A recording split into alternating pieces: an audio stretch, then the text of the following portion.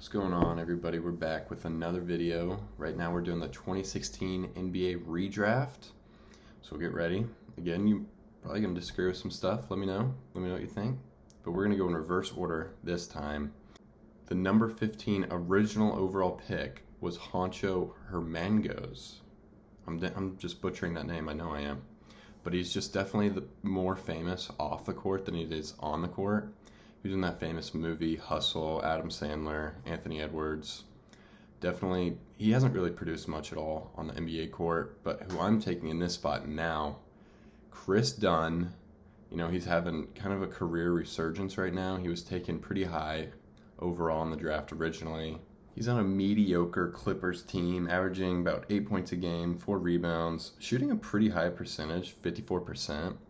You know, he's a solid role player. There's nothing wrong with him. He's just not as good as he originally was thought to be when he first came into the league. Taking hit pretty high over the Timberwolves, so I'm taking him number 15 overall to the Nuggets. With the 14th overall pick, the original pick, the Chicago Bulls picked Denzel Valentine. He was an All-American at Michigan State, absolute stud all around. He wasn't super high on, and the coming out of Michigan State, everybody thought, he'd be a pretty solid role player. He's out of the league. I'm not taking him here. I'm taking Jacob Poeltl right now with the Raptors having a kind of a career resurgence. He's one of the main guys. The Raptors have had a lot of injuries. He's kind of stepped into that role, been one of the main scorers alongside, Grady Dick, Ochai Agbaji. Kind of funny, he's right there. But yeah, he's having a really good year. He was originally drafted to the Raptors. He wasn't really anything special originally, and he kind of bounced to San Antonio, but now he's back with the Raptors. Having a really good year. I'm taking him number 14 of the Chicago Bulls. With the 13th overall pick, the Sacramento Kings originally selected Georgios Papagiannis. Papagiannis, crazy. I didn't even know he existed, if I'm being honest with you. Kings are not taking him again. They're going to take Taurean Prince. He's been a really solid role player his entire career. Coming out of Baylor, he was pretty high in the draft. Prince is with a really bad Bucks team.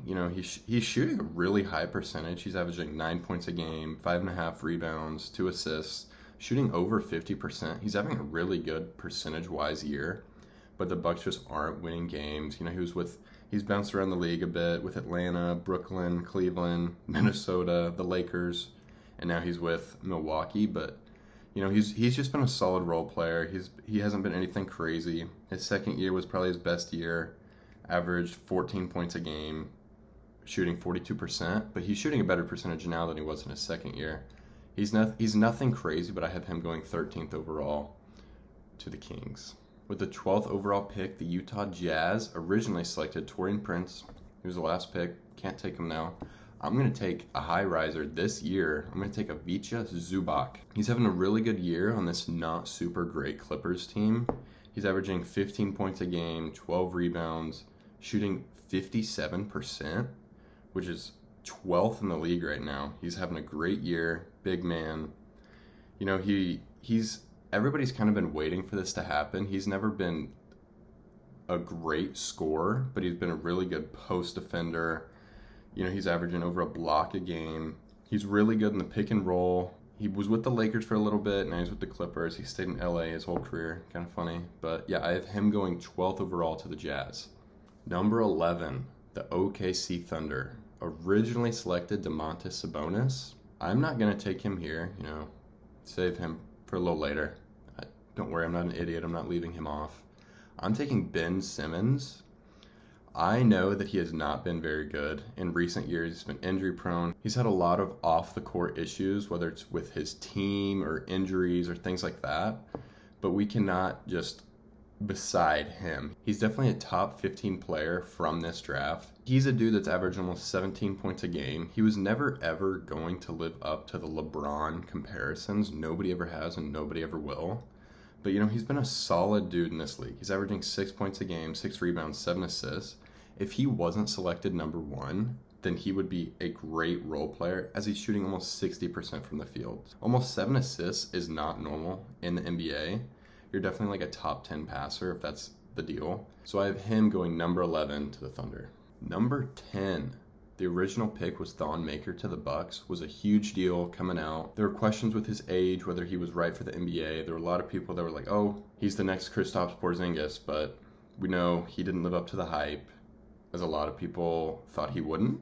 But I have Malcolm Brogdon going in his spot, the original Rookie of the Year.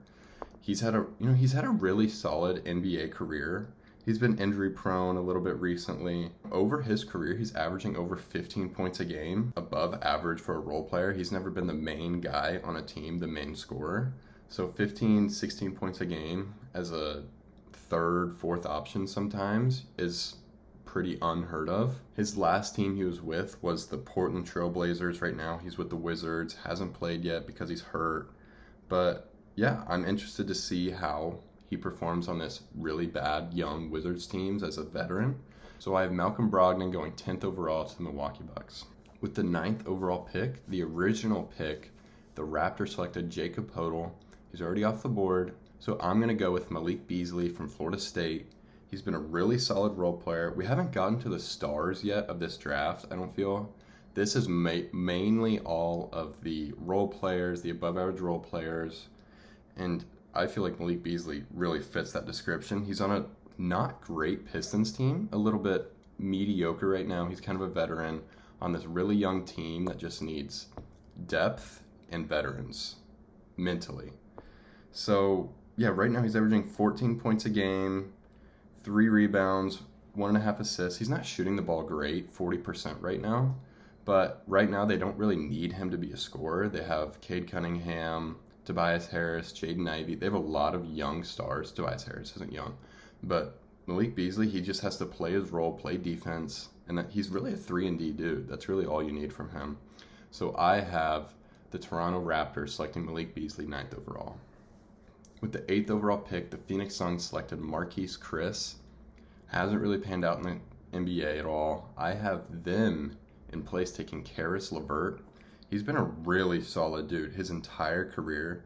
He's been on a few bad teams, so his stats are a little inflated, but he's on a really, really good Cavaliers team right now, averaging 12 points a game, 3 rebounds, 5 assists, shooting 55%, which is the 21st in the NBA. You know, he's averaged 20 points a game in his career when he was with Indiana. He gets a really bad rap, from what I've read and from what I've heard in the media.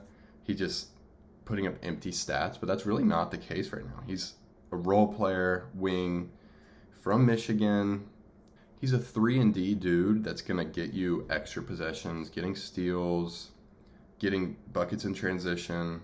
So I have the Phoenix Suns taking Karis LeVert 8th overall. Number 7, the Denver Nuggets originally selected Jamal Murray. I have him going a little higher. I have the Nuggets selecting Buddy Hield. Absolute stud coming out of Oklahoma. I'm a big KU fan, so I just remember the KU-OU game, staying up late with my family. Buddy Hield going off for 46, just absolutely annihilating Kansas. Kansas originally won, so rock chalk. But he's kind of having a career resurgence, averaging almost 18 points a game, 4 rebounds, 2 assists, 49% from the field. He's shooting 47% from 3 to start the year.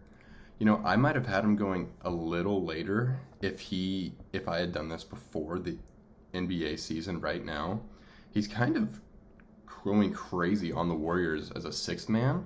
So I have Buddy Hield going 7th overall to the Denver Nuggets. With the 6th overall pick, the New Orleans Pelicans originally selected Buddy Hield. I just took him, so now I'm going to take DeJounte Murray. He's kind of had an interesting career so far. He was on an all-defensive team when he was with the Spurs. He was with the Spurs for 5 years, really kind of formed himself over the years into more of a scoring guard, 3-and-D guy. He was the main dude with San Antonio towards the end of his time there. Then he was traded to the Hawks, was a weird pair alongside Trae Young. They're both scoring guards. DeJounte Murray plays kind of more of a wing, but it was just really weird. It didn't really work out at all. And then he got traded to the Pelicans, which is ironic because this is the Pelicans pick. But he got hurt in the first game of the year this last year. He scored 14 points in 30 minutes. He's a really good player when he's healthy, and I feel like he just has to find the right fit with the right team. So I have him going 6th overall with the Pelicans. With the 5th overall pick, the original selection, the Minnesota Timberwolves selected Chris Dunn. He's already off the board. He went later in the draft, in my redraft. I have Brandon Ingram going in this spot from Duke. He was a stud at Duke, went number 2 in the draft. He's averaging 27 points, 6 rebounds, 5 assists right now, shooting 47%, which is really good. He's the main dude on a Pelicans team that's pretty injury prone right now. So he's stayed healthy. His career kind of broke out after he got traded from the Lakers to the Pelicans. He was 2020 Most Improved Player. He's kind of maintained the same while he's been with the Pelicans, but he's been a really good player the entire time that he's been there. He's been a defensive guy. He was all rookie second team. He's just been a really solid player his entire career. I have him going 5th overall to the Minnesota Timberwolves. With the 4th overall pick, the Phoenix Suns originally selected Dragan Bender. Dud. They missed on this pick. I'm selecting a dude that went a little later in the draft, Jamal Murray. Not much later, just a few picks, but Jamal Murray, he's been an absolute stud for a Nuggets team that's really just needed a guard alongside Nikola Jokic, and that's exactly what he's been. He's gone absolutely nuclear in the playoffs, did unspeakable things to the Lakers a few years ago, multiple years in a row actually. So yeah, coming out of Kentucky, he's averaging 18 points a game right now, 4 rebounds, 5 assists. His efficiency isn't great, shooting about 40%, 31% from 3. So, and he kind of struggled with Team Canada this last year with the Olympics. So there was a lot of question marks kind of going into the year. Like, is he going to be the main number 2 guy? Or is Christian Brown going to step up? Is Russell Westbrook maybe going to break the rotation? And that really hasn't been the deal. He's still really good, and he's going to be amazing in the playoffs like he always is. So I have the Phoenix Suns selecting Jamal Murray with the 4th overall pick here. With the 3rd overall pick, the Celtics originally selected Jaylen Brown. I'm not taking him here. The last 3, or I would say mostly the last 2, are really kind of close right now. But the last 3 are like kind of in their own league. I have Pascal Siakam going here. Definitely like the biggest riser in this redraft. He's been amazing with Toronto. Helped them win a championship a few years ago. He was traded to the Pacers recently.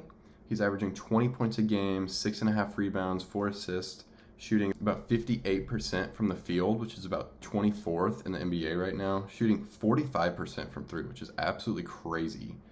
He was originally selected 27th overall, so he's definitely the biggest riser in this draft. He went to the Eastern Conference Finals last year where he averaged about 21 points a game in that playoff.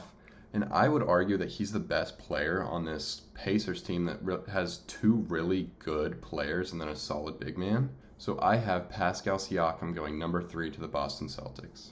Number 2, the Los Angeles Lakers originally selected Brandon Ingram. I've already taken him. I'm going to have another decently big riser. I'm going to have Domantas Sabonis. He's been in MVP talks recently.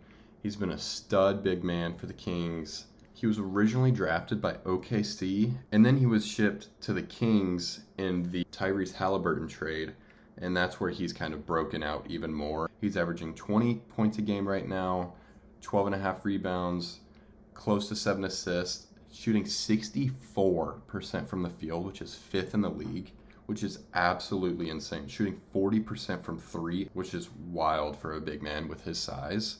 He can stretch the floor. He's a really good pick and roll player. So I have him going 2nd overall to the Los Angeles Lakers. With the 1st overall pick, the 76ers originally selected Ben Simmons. He didn't pan out. We already know that. So I have Jaylen Brown going 1st overall in this redraft. He was the highest paid NBA player. I think that was last year that he signed that deal. And he lived up to expectations. Last year, he averaged 23 points a game, 5.5 rebounds, 3.5 assists. He wasn't the best player in the league. I don't know if he deserved the highest contract in the whole league, but he was absolutely amazing in the playoffs. He averaged 24 points a game, 3.5 assists, 6 rebounds. He won Eastern Conference MVP, Finals MVP. He's been an All-NBA selection, so it's really hard to not put him number 1 in this redraft when he's had such an amazing career. Finals MVP, that's not a big list to be on. So that's why I have Jaylen Brown going first overall to the Philadelphia 76ers. If you enjoyed this video, let me know. Subscribe if you're new. Only 3% of you are subscribed, so gotta get that number up, man. Yeah, let me know if you guys want to see more of this, and I'll catch you guys in the next one.